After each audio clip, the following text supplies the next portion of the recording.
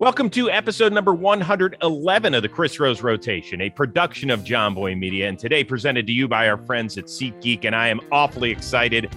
I believe this is our first St. Louis, maybe our second one, because we did have Jack Flaherty on with Max Fried and Lucas Giolito, but it's nice to catch up with him, in part because he's within 12 years of my age. That would be a three-time All-Star, a two-time World Series champion. Hello, Adam Wainwright. How's it going, guys? It's just me, guy. Oh, how's it going, guy? It's going. It's going great, man. We finally got hooked up. It took us a minute to get connected there, didn't it? This is what happens when you get two guys that are over 40, including one guy that's over 50, trying to figure out technological wizardry these days. Yes. Man, oh man. Yeah, that's exactly what the problem was. The problem was me, so I apologize. Glad we could finally get on here together. Glad we can make this work, and I love your hat. Yeah, well, I'm here to make everybody feel comfortable. So I need to work on the bill bend, though. We got to work on the bill bend. All right, I have to be honest with you. My 16-year-old, who's a decent third baseman, sophomore in high school, he has been yelling at me for years. He's like, "Dad, you don't know how to bend the brim of a hat at all." Yeah. So now every new hat I get, he is responsible. He takes like a big can or something like this and bends it around. Do you have a better system? Well, yeah, I mean, I got a great system for a fitted hat like that too. But I mean, it looks like you let the kids in the Little League World Series from the Chinese Taipei that they do the pyramid. It looks like you let them borrow it. Yeah. So this is a cool system that somebody taught me when I was a rookie. That a fitted hat right there, Rosa? Mm-hmm. Yeah. So you wet it completely, soak it wet. You wrap it in a towel and you put it in the microwave for 40 seconds. Comes out steaming, piping hot, and you got to kind of, you got to wait a second so it doesn't burn your skin off. But then once it cools down just a little bit, you put it on, and then you can shape the top, just form fit it to your head however you want it, and then you can bend the bill however you want it, and then it'll stay like that. So then you hang it up, let it dry completely, and then once it's there, then it's there. You got it. It's cool. Hold on, I'm not getting got here. Are you? Because if I walk around and I'm putting hats in the microwave, my wife, who's already looking at me like I got six heads anyway, she's not going to be like, "What are you doing?" Make sure you soak it completely wet all the way through, in and out, bill and everything, and then wrap it in a towel, 40 seconds. Take my word for it. Okay, I'm in. Next new hat I get, I am trying this. This is the Adam Wainwright special. Who taught you that, by the way? Man, I don't know. It might have been Braden Looper, but I'd be going out on a limb. Good one. I love that. I love that. You're joining us from one of my favorite cities in San Francisco, and I've been noticing you on Twitter. One thing you've been doing, although you haven't made it official, we're not going to talk about whether it is your last year or not. You have been doing these old man walks at the ballpark. I love what you're calling them, like day after pitching old man walks, where it seems like you are just taking in the ambiance and meeting people behind the scenes. How rewarding has that been for you? It's been incredibly rewarding, and it's been so fun. I mean, you know what? This world is just there's so many things that are beautiful, and there's so many things that we could take so much enjoyment from if we just took just a little bit of time to acknowledge the beauty of it and the wonderfulness of it. And I've played in the big leagues for 17 years now. Get to go to some of the coolest places in the world. Get to play in some of the best venues in the world. Get to play in front of sold-out crowds and great cities. And I had never until about 2 years ago really taken in some of that vibe. You get to go out there and play on the field, but you get programmed like you're a robot almost, where you hotel, field, bus, plane, hotel, field, and it's like you don't get to go out and see anything. And even especially where you're kind of programmed to have to go into the baseball field, we don't really sometimes take the time to really understand how cool that is. And so a couple of years ago, I started going on these, my body stopped recovering like it used to. So I can't, the day after I pitch, I used to just really crush it in the gym and run really far and hard. And I can't do that anymore. My body doesn't recover. So I started going on these, what I call day after pitching old man walks. And, just kind of walk around the city. And then I thought, there's so many places in these stadiums that I don't know about. I know what the dugout looks like and the clubhouse looks like and the weight room looks like and the field looks like, and that's it. There's a lot of really cool places. And the first place that I ever did it was in Chicago, if I'm not mistaken. And I just thought, you know what?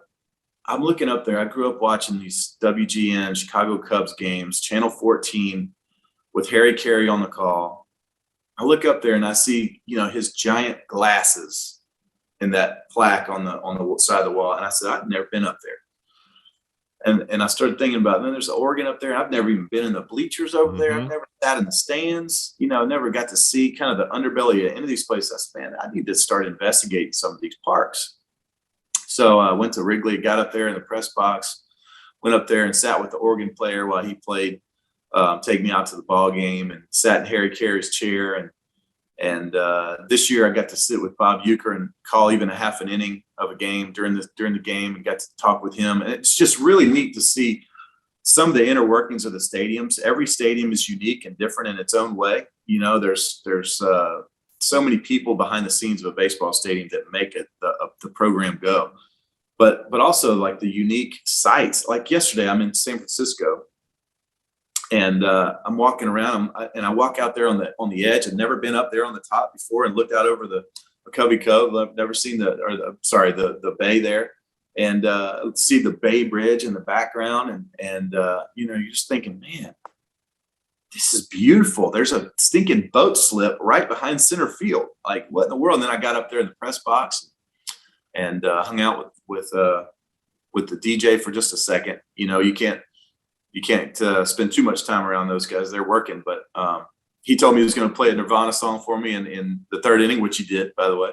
But I like getting in there and seeing all the programming that goes in to like all the scoreboard functionalities and the every walk-up song for the players. I went in Miami. I went into the control room, and Jazz Chisholm had a whole page on this computer just of his walkout songs, and they have to make sure they plug it all in. And there's a guy in there that's like a maestro plugging, pushing all this stuff. And I just think it's fascinating. It's been a really cool experience for me to get up there and see some of these things. And I'm really taking it in. And I just 20 years from now, I'm not going to look back and go, man, I wish I hadn't experienced so much stuff. I'm going to say, man, I wish I had experienced more stuff. Yep.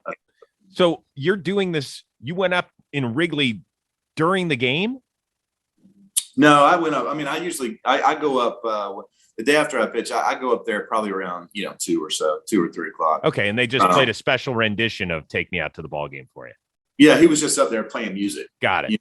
And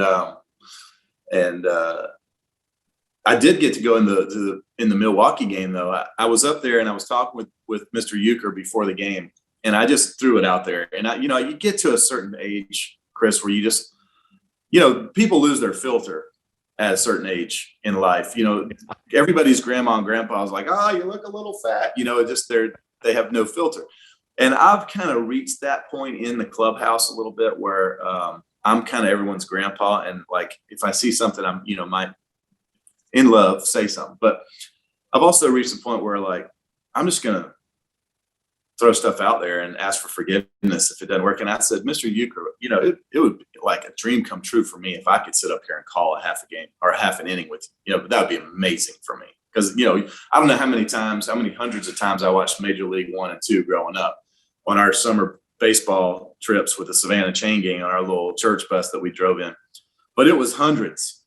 Yeah, it was hundreds. Harry Doyle, that's right. Just a bit outside. How many quotes do you have from Major League 1 and 2?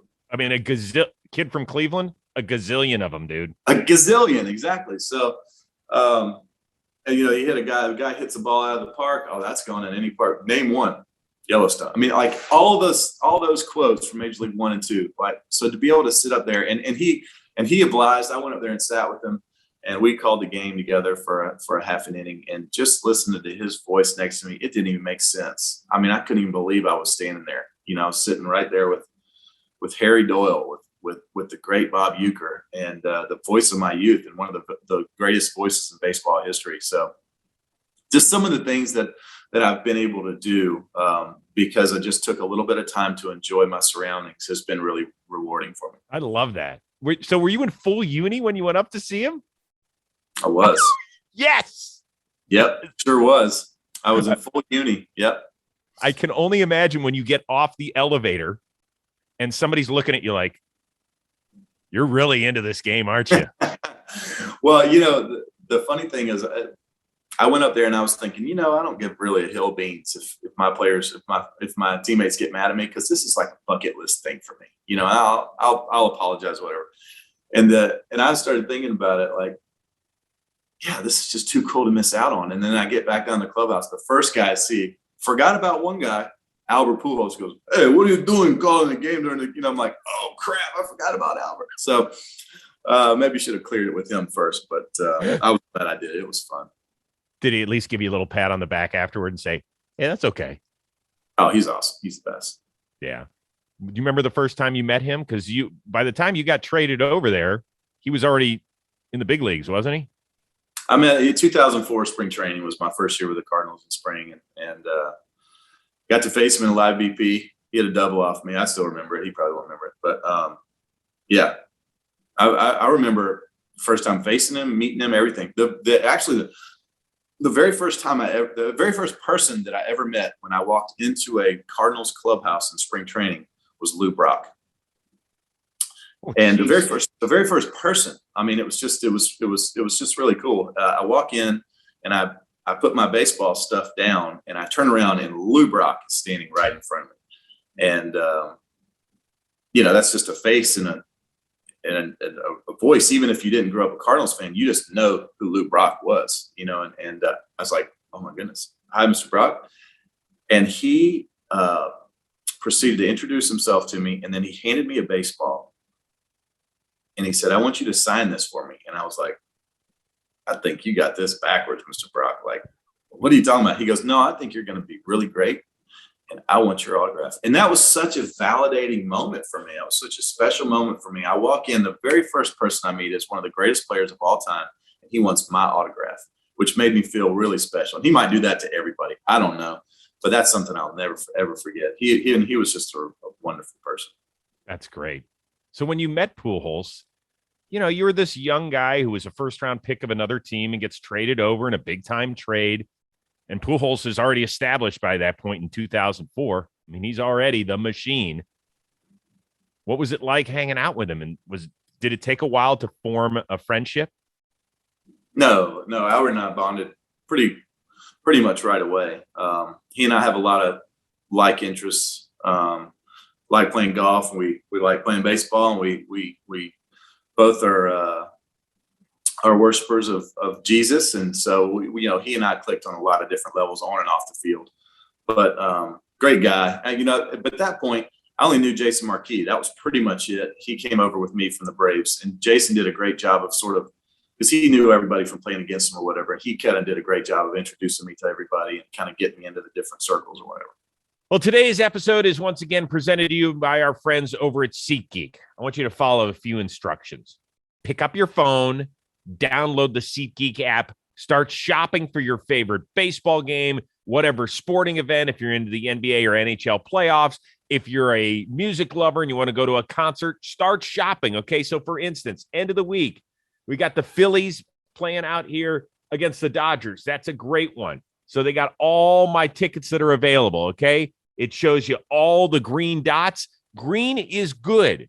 If it has a red dot on it, it means it's not great. So they actually do your homework for you. Not only do they show you where the seats are available and how much they cost, but whether or not you're getting a good deal. So once again, green, good, red, So here we go. Download the SeatGeek app. Use the code word ROSE. You're going to get 20% off your tickets for your first order at SeatGeek. I am not only putting you in a great seat, I am saving you money on top of it. So go to whatever game you want to see. If you heard somebody that you love on the Rose rotation, you're like, I am a huge fan of that dude, go see him play some baseball. It is that simple.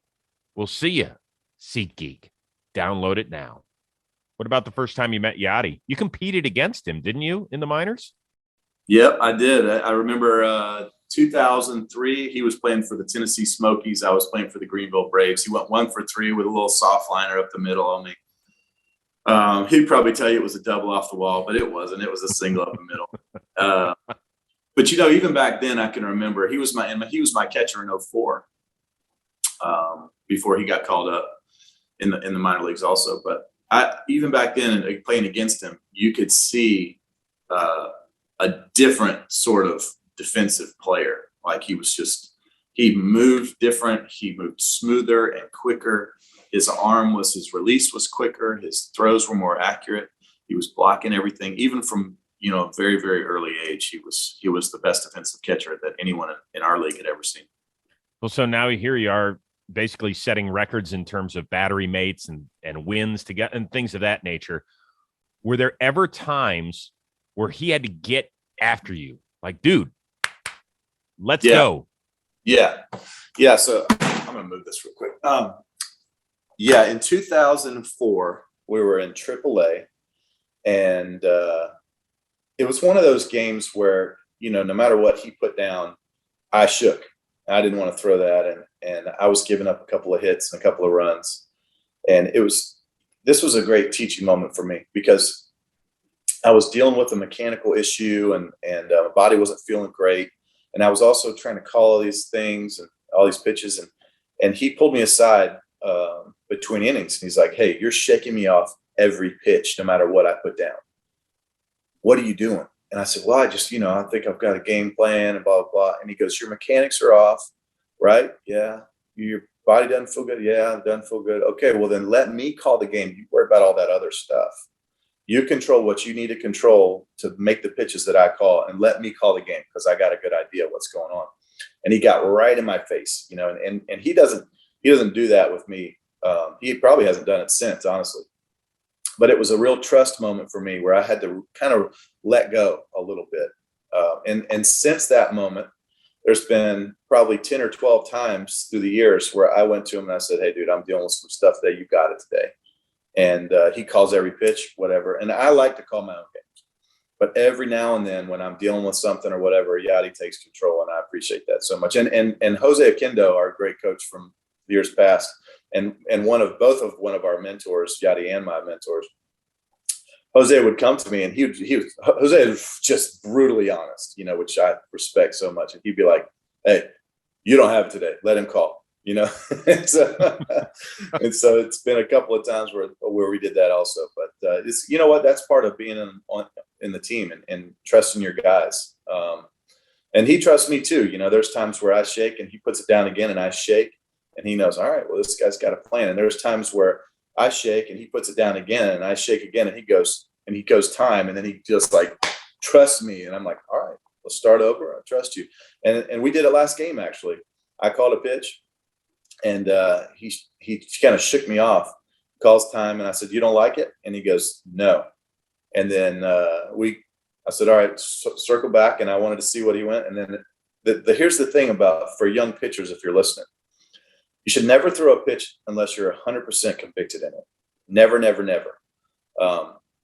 So don't just throw a pitch because he put it down. And you're like, I don't really want to, but I'll do it. When this happens, I have to reset my mind. I have to reset my focus, where I say, all right, I'm 100% buying into what he is putting down right here. And then you can throw the pitch with full conviction, and it's going to be a lot better. It's awesome. Thank you. I'm sure our audience appreciates that. And you've had a remarkable career. A couple of years ago, I thought it was going sideways, right? 2017 did not go the way you wanted. 2018, you came back. You were banged up. I think you only made 8 starts or something like that. Your contract was up. Nobody would have begrudged you if you had said, "Hey, listen, I got 4 little girls at home. I don't think your son was here yet."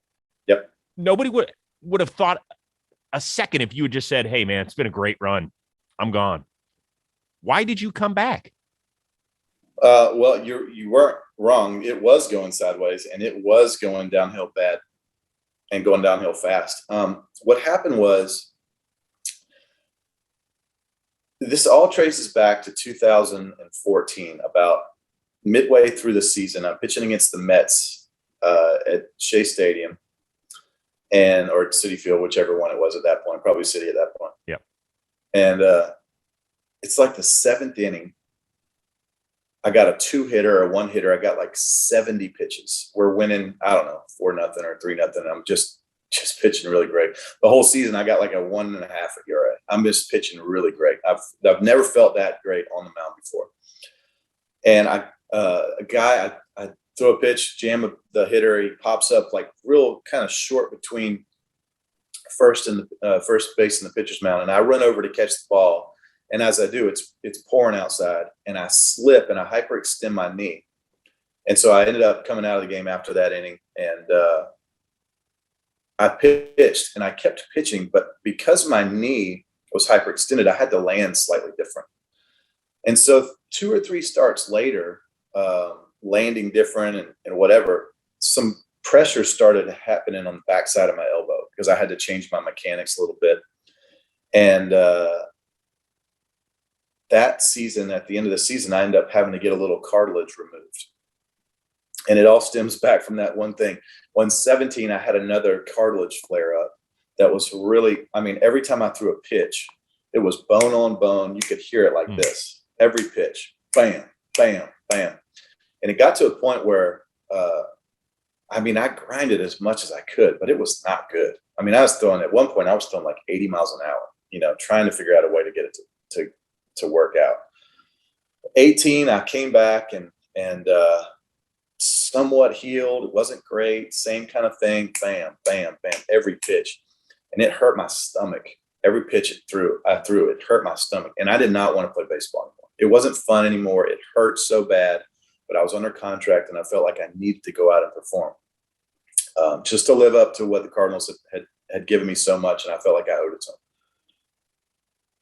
Well, in my rehab, I go on the DL, and on my rehab assignment, it stops recovering at all. It's just getting worse. And so I say, dude, like you said, it's been a good run, man. This isn't fun anymore. This hurts. Like I can't even pick my fork up without dropping it sometimes because it hurts so much. And I'm like, I always tell myself, when the game stops being fun or I stop being good at it, I'm out. It's been a great run, and it stopped being fun. And I stopped being good at it, and I was hurt. So it's time to go, right? So I shut it down for like a whole month. And I was just kind of, keeping my body in shape, but I wasn't throwing at all because it just didn't, it hurts so bad. Well, my teammate Dominic Leone went on the DL, and he didn't have a throwing partner at home. The team was on the road.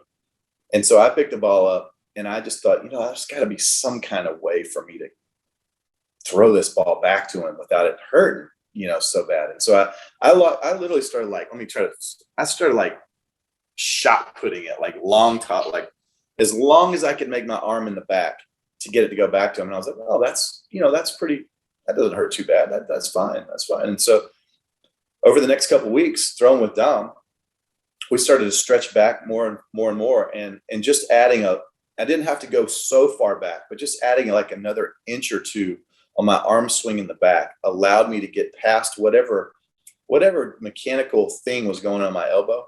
And I stopped feeling it so much. And it just had like a little bit of something, but pitchers have to deal with all the time. So I'm like, oh man, maybe I could come back. And so at the end of the year, I came back, a miracle. I thought I was just going to go on a rehab assignment, make 1 or 2 starts, get out of there, tip the hat, say thanks or whatever. And I go in, I'm pitching against the Dodgers at home, and I threw 6 shutout innings against the Dodgers.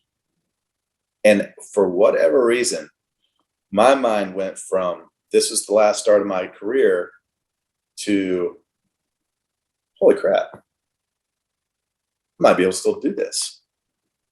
And it gave me such an internal drive because I'm motivated more than anything in my life by someone telling me I can't do something. And so I find ways for that to be a motivating factor, even when people didn't even say it. I'll create it. Oh, he's too old. Oh, you think I'm too old? And the guy's like, what? I just ordered my breakfast. I don't even know what you're talking about. And I'll put it on that. I'll put it on reporters sometimes that they'll ask me a question. I'll be like, oh, is that right? You don't think I can do it? And they're like, that's not what I said. So I kind of do that sometimes. But I created this narrative in my head where they don't think I could come back. they think I'm broken, and that, like, because everywhere I go in the city, people are going, "Hey man, thanks for the memories. It's been great. It's been great. It's been a good run." And they were right. It was a good run, and it was probably needed to be over. But once I started hearing that, now with this new mindset, I go, I got people to prove wrong. And so I told Mo, I couldn't wait. 30 minutes after the season, I was ready to sign a contract. I don't care, $50. I want to come back, and I want to prove that I can still do this. And I pitched okay in 19. And really from the second half of 19 on, my elbow stopped hurting completely. And the new mechanics kind of set in, and I changed my diet completely. I would be remiss if I didn't mention the incredible work that all our staff did to help me get back. Our nutritionists, our trainers, our strength trainers, everybody put so much time and effort into getting me back. It's crazy. I changed my diet completely. I stopped eating for 18 months. I didn't eat any gluten, dairy, sugar, or processed foods of any kind. Oh my God. I changed my workout completely. I changed my conditioning program completely, because if I wanted to keep doing it, I had to change. Yeah. If I didn't change, I'm out of the game. So here we are 4 years later, still playing the game. Makes absolutely no sense to me, other than I've got incredible people working around me, and just been incredibly blessed and fortunate to be able to go out there and do this still. Well, we're about a month plus into the baseball season, but you know what never goes out of style? That special moment with that someone special in your life. And of course, when it's time for you to step up to the plate, you have got to be Roman ready. So I want you to head on over to GetRoman.com. You're going to use the code word ROSE. So it's GetRoman.com/ROSE. And you'll get a chance to speak to a U.S. licensed healthcare professional if there's any issue with erectile dysfunction. By the way, you're not alone when it comes to that. Did you know that half of the men, 52% of men, ages 40 to 70, deal with some form of erectile dysfunction? So listen, it happens. Don't sit in the corner and just say, okay, well, I guess that part of my life is over. Nah, you want to get treated. You want to get the information you need. And if you need medication, it'll get sent right to your home. This is the great thing about GetRoman.com/ROSE. You get to talk to the U.S. licensed healthcare professional. They figure out a treatment plan. You don't have to head to an office. You don't have to head to a pharmacy. You get everything you need on your phone and medication sent to your house so that you can get back in the ball game. On top of everything else, I want to save you some dough. You're going to get 15% off of your first month of ED treatment. Yeah, $15 off your first month of ED treatment. Once again, it is GetRoman.com/ROSE. Head there today. You'll start feeling much better, and so will that someone special in your life. But there's this other side of it, and listen, you've been in the thick of it. I've been on the outside of it. As media members, we also sacrifice things, but when you're talking about other people at home, like, that's got to weigh on you. Like, I'm sure you want to coach your kids' teams. You want to be there for the plays. You want to be there for the musicals. You want to be there when they just need you. Yep. How did you balance that part of it? So that's still a thing, right? That's still a thing. And playing as long as I have now, I had my first daughter. She was 6 weeks old. Excuse me. She was 6 weeks old on the World Series celebration stage, and so she's in high school now, and high school is different. High school drama is different, and high school functions are different, activities are different, and friends groups are different, and priorities are different. And you remember being in high school, Chris. High school is like every single thing that happens is the most important thing that's ever happened in the world, Yep. And if you miss one dance, it's going to be the end of the world. And if you are late to one party, it's the end of the world. And my friends are never going to talk to me again. And it's just a really big deal. And I remember being there, so I can understand it. And so that is really weighing on me. So I got kids from 15 to 3, 15, 13, 10, 6, and 3 years old. And 4 different schools. So like high school, I got 2. I got 1 in middle school. I got 2 in elementary, and I got 1 in preschool. There's a lot of stuff going on. But here's the thing. They love being in St. Louis. They love being in Florida. They love being in Georgia. But now they're starting to get more plugged into their friends groups at home. Now they're starting to get more plugged into activities. And like probably the last year or two, as they've gotten older, it's been really hard on my wife to be able to get them to all the different places they want to go to. You know, when I was growing up, there was no limits on, hey, you want to play basketball, baseball, football, soccer, play them all, play as many as you want, play everything. Mm-hmm. But my wife and I kind of had to be like, all right, he's in San Francisco. So girls, if you want to play basketball or volleyball this year, or do you want to play soccer or whatever? And I don't want them to do ors anymore, you know? So we do have some help now. Finally, we did hire a nanny. My wife was doing it by herself, and we hired a wonderful girl named Meredith, who's a game changer completely. But I don't want everybody else raising my kids either. So it is a thing. I still love pitching. It's a really long answer to your question, I understand. I still love pitching. It's the only thing I ever wanted to do for a profession in my whole life. I mean, you know, since I was 3 years old, if preschool teacher or elementary or middle or anybody who ever asked me, well, what do you want to do? I want to be a big league pitcher. That's all I wanted to do. Maybe I might have added, maybe play center field also, but I always wanted to be a big league pitcher, you know, and it's the only thing I've ever wanted to do. And I'm getting to do that. I'm getting to live that out. I'm getting to see these stadiums like we talked about. I'm getting to do these old man walks. I'm getting to play the best golf courses in the world. I mean, I love playing all these great golf courses, getting to visit some of these cities, eat some of the best food in the world. So there's a lot of things to love. There's a lot of things that make it hard. And the main thing that I haven't mentioned yet is we have a rule that we're getting a dog for the kiddos as soon as I retire, but not until then, because we already got 5 dogs to take care of, you know, so not real dogs, kids. Oh God, don't do that. I thought I was going 5 kids and 5 dogs. Holy smokes. You had your own zoo. No, well, we got 5 kids, and adding a puppy to the mix is like adding another kid. Yeah. So they're ready to have a dog. I'm ready for them to have a dog too, you know? So it's a conversation. I still have so much fun pitching, but my family is definitely more important. We'll see. I don't know it's a long answer, but I don't know what's going to happen, but I definitely want them to be comfortable with whatever it is. Baseball fans, slide into stacks of cash this baseball season with DraftKings Sportsbook, an official sports betting partner of Major League Baseball. New customers can bet just $5 on any team to win and get $150 in free bets no matter what, win or lose. Looking to turn a small bet into a big payday during MLB season?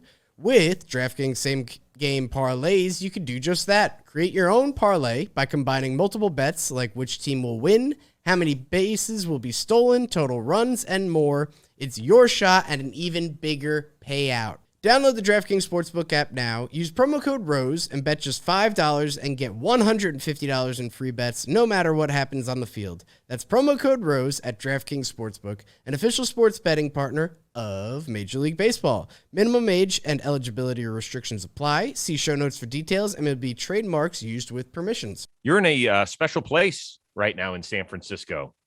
The first pitch you ever saw as a major league hitter left the yard in this building. You know, That's you're right. I think you're one of 22 players in the history of the sport who went on the first pitch you ever saw. Please tell me you still have that baseball. Oh yeah. Yeah. And I still tell everybody in the dugout about it every time they have a first at bat. Somebody, Paul DeYoung hit a home run his first at bat. Miles Michaelis got a home run in his first hit, but not his first at bat. But Paul is the only one in there that got a home run in his first at bat. And I'll let them know as soon as they get back, they maybe they hit a single or something. I'm like, oh, that's cute. That's not bad. I would have gone deep, but whatever, and everybody's like, but what's funny about that story is it was a bullpen day. I pitched the second, I was the second guy to pitch. Brad Thompson started. I came in behind and pitched the middle 3 innings, if I'm not mistaken. And Tony La Russa, after my second inning, comes to me and says, hey, we're going to pinch hit for you. That's good. Good job, whatever. I said, no problem. I'm sitting on the bench, and he comes to me like 2 minutes later, And he says, actually, I need you to get one more inning. So like you're up to bat. So I ran over and I grabbed whoever's batting gloves it was, the first ones I could find, threw a helmet on really quick, grabbed my bat, went up there, no practice swings or anything since spring training, and hit the first pitch I saw out of the park. And there's no way that I do that. If I got time, to put the donut on and really start thinking about my approach and all that kind of stuff, there's no way I hit that ball out. It was because I didn't have any time to think and get in my own way that worked. Pretty good. It's pretty good. I got to be honest with you.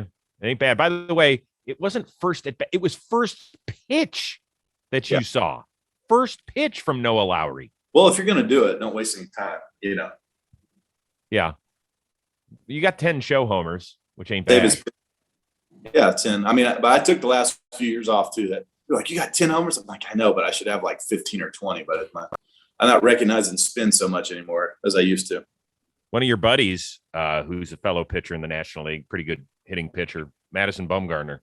Please tell me, I know you have a good relationship. Please tell me you texted him after Dan Bellino gave him the manicure the other day. I did. And so here I'm at a crossroads because I have a big opinion on this, but I'm also still an active pitcher. So I have to be very conscious of not taking off umpires. So umpires are great. They're great. But I have to say, I understand Madison standing up for himself in that situation. That was a very interesting situation.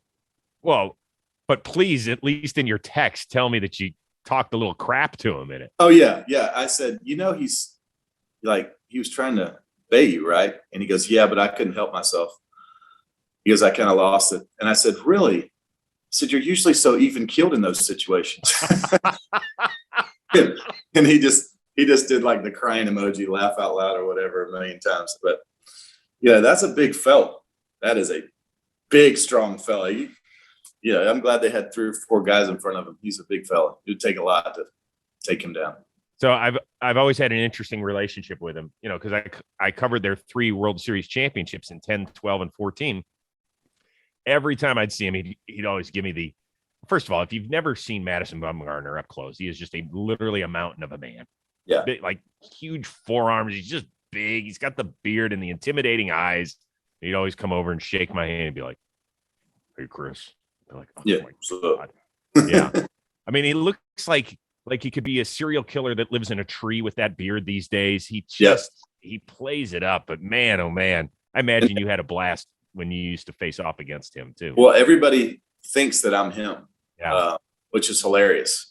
I go into the Atlanta airport bathroom and the guy who's in there or whatever cleaning it up looked at me and goes, Madison Bumgarner. I was like, no, not even close.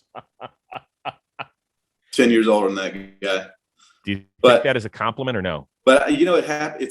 How about this one? I'm in the line at Universal Studios. I don't remember which line it was, but standing in front of me is Annika Sorenstam.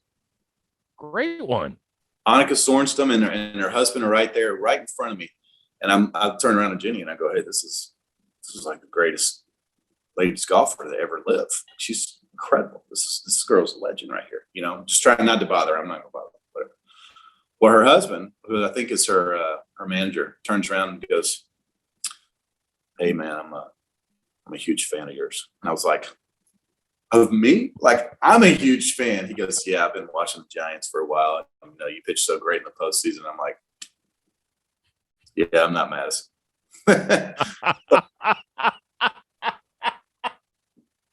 You thought you had it. That's a great one. Yeah. I like that.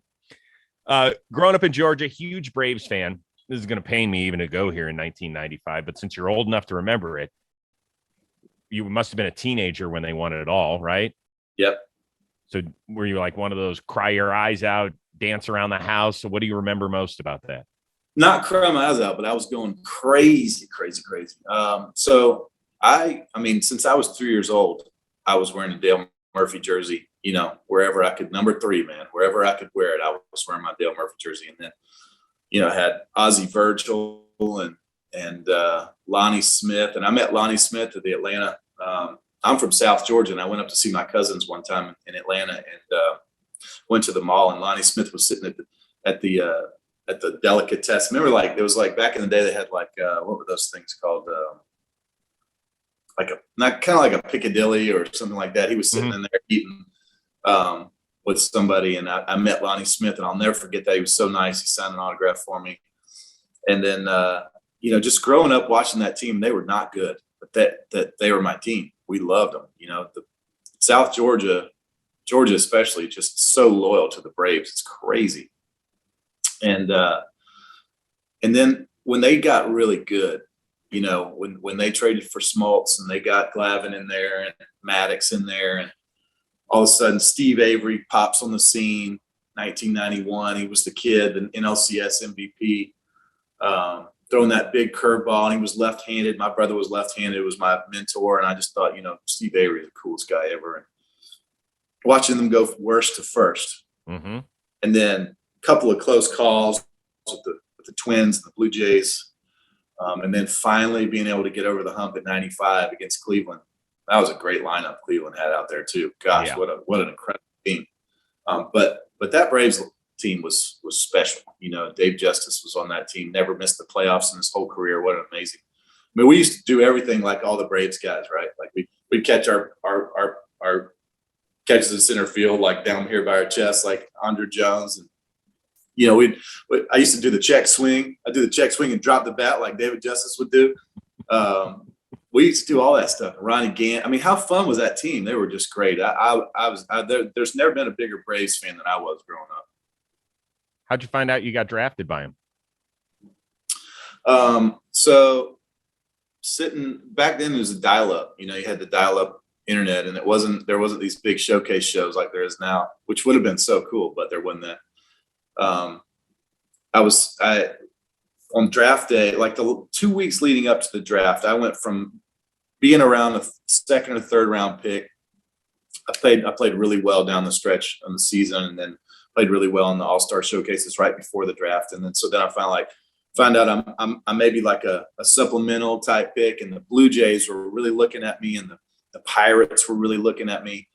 And then I get word that the Braves might be looking at me, but they're going after this other guy named Dustin McGowan. And so they're trying to decide whether they want Dustin or me. And then I get a call. If you get past the Pirates at 19, the Braves are picking at 29. There's 10 picks in there. And then I get a call saying, hey, if you're still there at 29, the Braves are going to pick you. And I'm sitting in our room with my entire community in there with me. I got my girlfriend sitting next to me, who's now my wife. I got my brother and my mom, obviously, but my entire neighborhood is in the room and out in the yard, and everybody is waiting to see what's going to happen. And then when I told them, like, hey, that was the Braves, they said if I'm there at 29, they're going to take me. So then, it gets to the call, and then we're listening to it on the radio. With the 29th pick, the Atlanta Braves. You're